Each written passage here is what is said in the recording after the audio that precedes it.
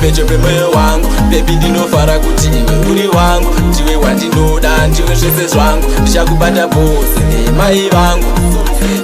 pedyo pemoyo wangu bebi ndinofara kuti iwe uri wangu ndiwe wandinoda ndiwe zvese zvangu ndichakubata pose nemai vangu ndinofara paemba ndinokuona mudi wanondimhanyira iwe uchirizoda unondimundikira pasina kusvoda ndosaka ndichikuda handikukuzonda ndichinge ndakuona ndinozara nerudo sekunge kunonaya ndinotota nerudo ndingamuwana kupi bebi anonditazo kana uri ziwe iwe unondibatapo vavasikana vese ndinoda iwe moyo wangu wakazara newe kana ndirere ndinorota iwe bebi wangu usandisiye uri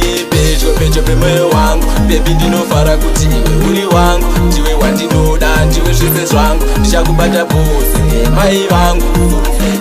pedyo pemoyo wangu bebi ndinofara kuti iwe uri wangu ndiwe wandinoda ndiwe zvese zvangu ndichakubata pose nemai vangu.